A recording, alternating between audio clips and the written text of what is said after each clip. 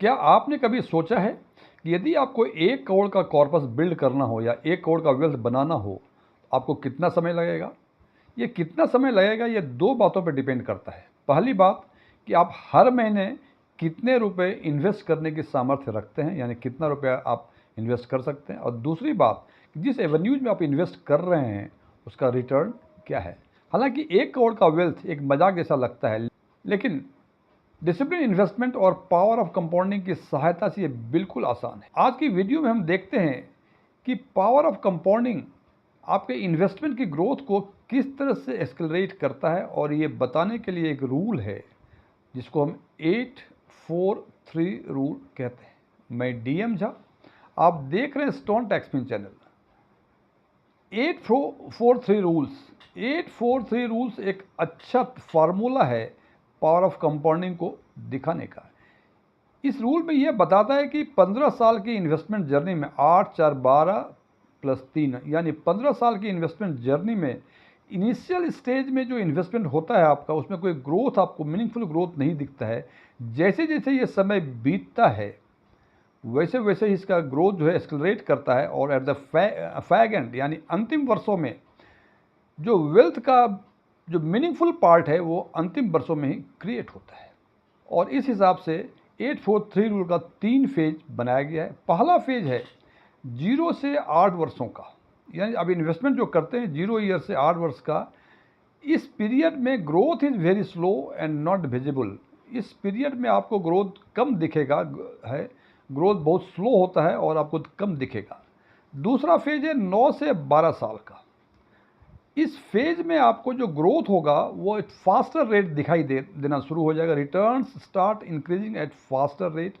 और तीसरा है 13 से 15 साल का। इस पीरियड में जो आपका वेल्थ बनेगा, यानी 15 साल में जो वेल्थ बनेगा उसका मोस्ट ऑफ द पार्ट जो है इसी पीरियड में क्रिएट होता है। सो हम कहते हैं a large part of final wealth gets created here only. तो इस तरह से देखते हैं, इसका मतलब ये हुआ कि जब भी एसआईपी आप करते हैं तो पहले 8 साल आपको ग्रोथ ठीक से नहीं दिखेगा, लगेगा ठीक है ऐसा ही चल रहा है। 9 से 12 साल में आपको कुछ ग्रोथ विजिबल होना होगा और आप कुछ इनकरेज होंगे, और 13 से 15 साल में जो आपके कॉर्पस का मोस्ट ऑफ द पार्ट जो है इसी पीरियड में क्रिएट होता है। इसको हम एक लाइव एग्जाम्पल से यदि एक्सप्लेन करना चाहें तो हम यदि मान के चलते हैं कि 21,250 रुपये हर मंथ की आप एसआईपी करें। ये मैंने एनालिसिस के हिसाब से इसको फिक्स किया है। इसको कम या अधिक अपने हिसाब से या अपनी सामर्थ्य के हिसाब से आप कर सकते हैं। और इसको यदि 12% के एवेन्यूज़ में इन्वेस्टमेंट करें, यानी उस इन्वेस्टमेंट एवेन्यूज में इन्वेस्ट करें जहाँ की 12% का XIRR हो, तो 8 वर्षों में 21,250 रुपये हर मंथ इन्वेस्ट करने के बाद जो 8 वर्षों के बाद कॉर्पस बनेगा वो बनेगा 33,40,000 के आसपास।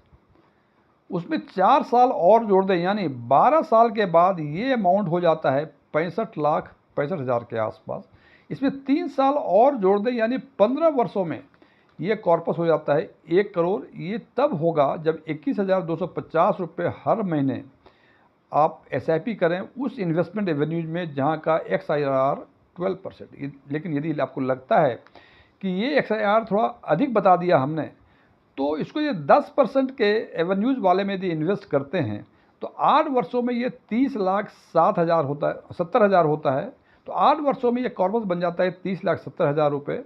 इसमें 4 साल और जोड़ दिए, यानी 12 साल में ये कॉर्पस बढ़ के हो जाता है 57,54,000 रुपये के आसपास। और 3 साल और जोड़ दें, यानी पूरे 15 वर्षों के बाद ये कॉर्पस बन जाता है 85,30,000 के आसपास। यहाँ एक चीज़ देखने वाली बातें हैं कि पहले 8 साल में 33 लाख बना, उसके बाद अगले 4 साल में ये करीब करीब दोगुना हो जाता है। 33 लाख बना था 12% के रिटर्न वाले एवेन्यूज़ में, और 12 साल में ये बन गया 65 लाख, और उसी हिसाब से 10% वाले में 30 लाख बना था 8 वर्षों में, जबकि 12 वर्षों में यानी अगले 4 वर्षों में वो कॉर्पस बन गया 57,54,000 रुपये। और अगले 3 वर्षों में वो फिर दोगुना के आसपास हो जाता है। जैसे 65,65,000 था वो 1 करोड़ बन गया 12% वाले इन्वेस्टमेंट एवेन्यूज़ में, और 10% वाले इन्वेस्टमेंट एवेन्यूज़ में ये 57,54,000 से 85,30,000 के आसपास बनता है। ये दोगुना तो नहीं हुआ, लेकिन दोगुना के आसपास पहुंचता है।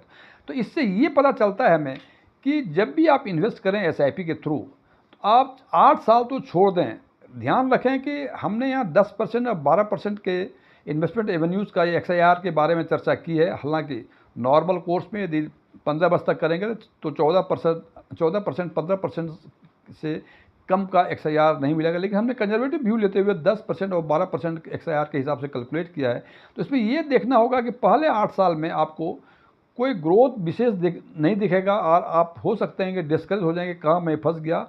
लेकिन जैसे जैसे 8 साल के बाद 9 साल, 10 साल, 11 साल, 12 साल जैसे पूरा होगा, अगले 4 वर्षों में ये करीब दुगना हो जाएगा और आपको ग्रोथ दिखना शुरू हो जाएगा। और अगले और 3 वर्षों में, यानी उसके 15 वर्षों के बाद जो 12 वर्ष में कॉर्पस था उसका करीब दुगना हो जाता है। तो ये जनाब पावर ऑफ कंपाउंडिंग है फ्रेंड्स। ये कंपाउंडिंग का इम्पैक्ट है कि देखा आपने 4 साल में दुगना, उसके बाद फिर 3 साल में दुगना। फ्रेंड्स, ये वीडियो क्लोज करने के पहले मैं कुछ डिस्क्लेमर देना चाहता हूँ कि मैं कोई इन्वेस्टमेंट एडवाइज़र नहीं हूँ, न ही मेरे पास MFI का कोई रजिस्ट्रेशन नंबर है, नहीं मेरे ऑफलाइन या ऑनलाइन कोई इन्वेस्टमेंट या म्यूचुअल फंड पे क्लासेस चला करते हैं, नहीं मैंने सेबी के कोई एग्ज़ाम इस कॉन्टेक्स्ट में पास किए हैं। ओपन डोमेन में जो भी इन्फॉर्मेशन अवेलेबल है उसके बेसिस पे मैं आम लोगों के लिए आम वीडियो बनाया करता हूँ। ये मेरे विचार थे, मेरे विचारों से सहमत होना कोई ज़रूरी नहीं है। यदि आप मेरे विचारों से सहमत हैं तो कमेंट बॉक्स में एग्रीड लिखें, और यदि आप मेरे विचारों से सहमत नहीं हैं तो कमेंट बॉक्स में नॉट एग्रीड लिखें। Thank you.